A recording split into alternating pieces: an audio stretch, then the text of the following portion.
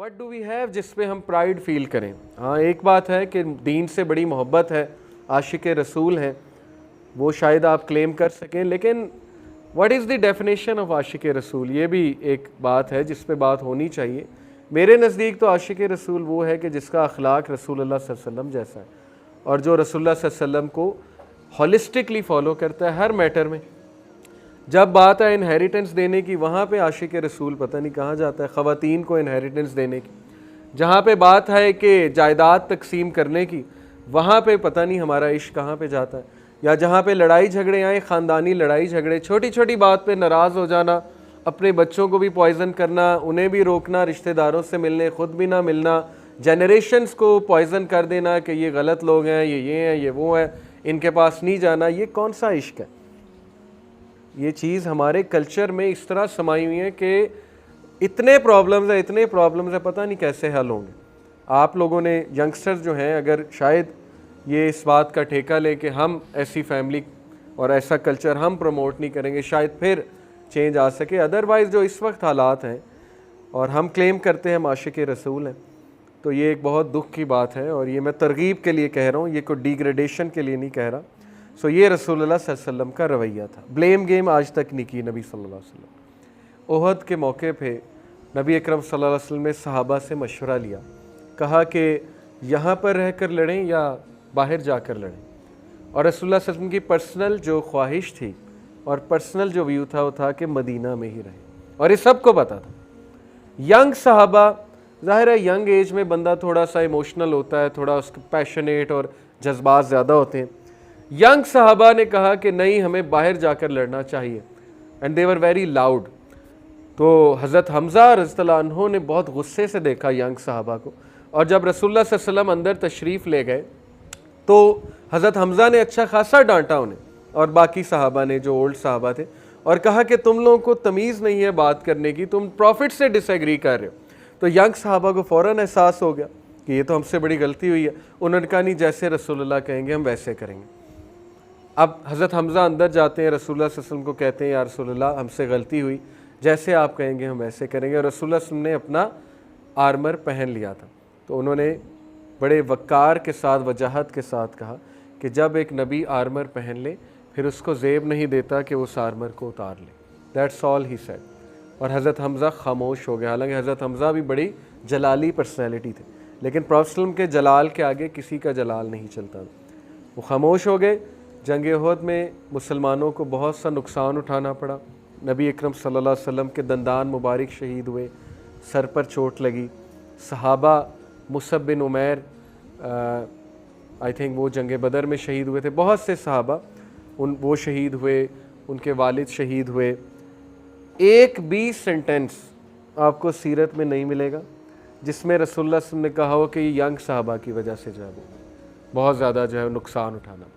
कोई एक भी सेंटेंस आपको नहीं मिलेगा। A leader owns his decision. हमारे घरों में ब्लेम गेम बहुत ज़्यादा। बड़े भाई की गलती पकड़ ली बास जी, बहन की गलती पकड़ ली, फलानी की गलती, ब्लेम गेम चल रही। बाप ने मुझे पढ़ाया नहीं, बाप ने मेरा कैरियर तबाह कर दिया है। मेरे पास आते हैं यंगस्टर्स, बाप को इल्ज़ाम दे रहे हैं कि अब्बा ने ये कर दिया, अब्बा ने वो कर दिया। भाई इससे आपको मिलेगा क्या? ब्लेम गेम से नफ़रत के अलावा और सेपरेशन के अलावा और क्या? शैतान तो खुश हो रहा है। आपको इतना नहीं पता कि तकदीर का एक कॉन्सेप्ट है। बाप ने तो जो किया सो किया, लेकिन क्या आपको अल्लाह की तकदीर नहीं पता? आपकी तकदीर में भी यही लिखा था जो करंटली आप हैं, तो आप इम्प्रूव करें। पास्ट में जाने की क्या बात है? पास्ट में ही रहना कि इन्होंने मेरे साथ ये कर दिया, इन्होंने वो कर दिया। और ये हमारी यंगस्टर्स में अनफॉर्चुनेटली माँ बाप के ख़िलाफ़ बहुत तेज़ी से एक रवैया उभरा। ये मेरे लिए बहुत एक साइन ऑफ कंसर्न है। शायद इसलिए क्योंकि हमारे मोटिवेशनल स्पीकर एक बात करते हैं और उसके बाद उन्हें एहसास नहीं होता उन्होंने बात क्या की और उन्होंने क्या केओस मचा दिया। हमारे यंगस्टर्स को सेंस ऑफ महरूमी दिलाई जा रही है कि तुम्हारे अंदर बहुत बड़ी महरूमी है, और वो इस तरह दिलाई जा रही क्योंकि हमारे जो पेरेंट्स का एज ग्रुप है, जिस जनरेशन के वो हैं, उनकी उस तरह से एजुकेशन नहीं हुई पेरेंटिंग की। ये बात हम क्यों नहीं एक्सेप्ट करते? बजाय कि उन्हें ब्लेम करने के, उन्हें ताने देने के, उनसे नफ़रत करने के कि ये मेरे साथ कभी लविंगली बात नहीं की। रिसेंटली मेरे पास एक यंगस्टर है, उन्होंने कहा मेरे अब्बा ने आज तक मेरे सर पे हाथ नहीं रखा, गले नहीं मिले, मुझे चूमा नहीं। मैंने कहा कि अब फीस देते हैं आपकी यूनिवर्सिटी की? बिल्कुल देते हैं। ये करते हैं? बिल्कुल करते हैं। तो फिर क्या बात करें? मतलब ये क्या बात है कि उन्होंने आज तक शफकत से नहीं देखा? ठीक है, ये एक कुछ लोग की सोच ये है कि औलाद के साथ ज़रा डिस्टेंस रखो, एक पुरानी सोच है। यू कैन आर्ग्यू, एक बोसीदा सोच है, पुरानी सोच है, लेकिन ये क्या बात हो गई कि बाप को डिसलाइक करना शुरू कर दिया? इसलिए हमें एक बैलेंस व्यू देना चाहिए। बहुत सी चीज़ें उनकी हमारे से मुख्तलिफ हैं, लेकिन स्टिल वो हमसे प्यार करते हैं। उनका प्यार करने का तरीका शायद कुछ और हो। अगर उन्होंने ज़बरदस्ती हम पे कोई डिसीजंस थोपे हैं तो उसमें भी मैं उनको इतना कसूरवार नहीं ठहराता। बस एक कल्चरल चीज़ है, रैट रेस लगी हुई थी, पेरेंट्स को कुछ इनसिक्योरिटीज़ थी, हमारा बच्चा पीछे रह जाएगा। शायद इस इनसिक्योरिटी की वजह से उन्होंने आप पे कुछ डिसीजंस थोप दिए, डॉक्टर बनो, इंजीनियर बनो, ये करो वो करो, पढ़ाया आपको ज़बरदस्ती, आपकी इतनी चॉइस नहीं थी, वगैरह वगैरह। उन पे जो प्रेशर्स थे उनको भी समझें, वो जिस कल्चर का हिस्सा थे इस बात को भी समझें। ओके, लेकिन ये कि आई एक्सेप्ट कि कुछ पेरेंट्स बहुत टॉक्सिक होते हैं, स्पेशली बच्चों की पर्सनैलिटी ख़राब करने में उनका बड़ा रोल होता है। लेकिन स्टिल मैं एक बैलेंस बात करूँगा कि आप नफ़रत करने की बजाय पेरेंट्स के साथ एहसान के साथ ही चलें इस एंड पे। हाँ, पेरेंट्स की भी इस्लाह होने वाली है, ये बात अपनी जगह दुरुस्त है।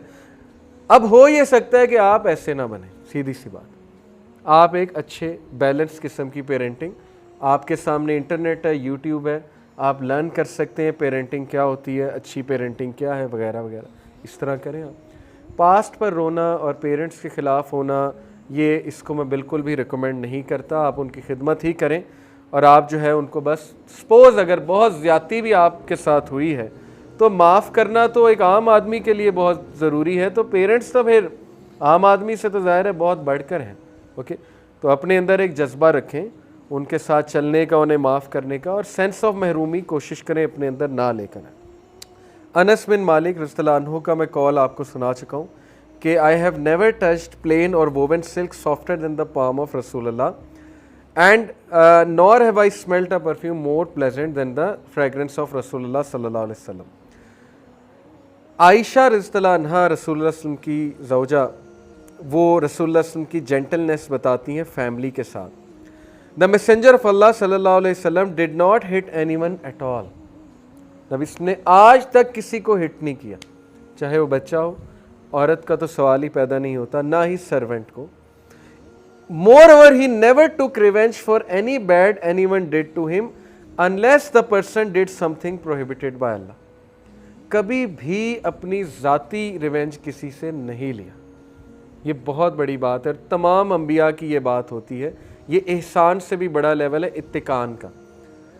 3-4 रवैये हैं कुरान में मेंशन्ड। एक है जुल्म। जुल्म ये है कि मैं आपको एक मिसाल से समझाता हूँ। जुल्म ये है कि किसी ने आपको थप्पड़ मारा, आपने आगे से 2 मार दी, ये जुल्म है। अदल ये है कि उसने 1 मारा, आपने भी 1 लगा दी, क्योंकि ज़ाहिर है इस्लाम में अदल का भी कॉन्सेप्ट है, आई फॉर एन आई। एहसान ये है कि आपने उसने आपको थप्पड़ मारा, आप आगे से खामोश हो जाते हैं और आप उसको कुछ नहीं कहते। इत्तिकान का लेवल ये है, इत्तिकान कहते हैं परफेक्शन को।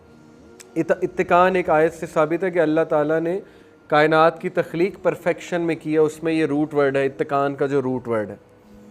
इत्तिकान से मुराद है कि अगले ने आपको थप्पड़ मारा है, आपने ना सिर्फ खामोशी इख्तियार कर लिया है, बल्कि आपने उससे पूछा है कि खैर है, आपने मुझे थप्पड़ मारा है, सब खैरियत तो है।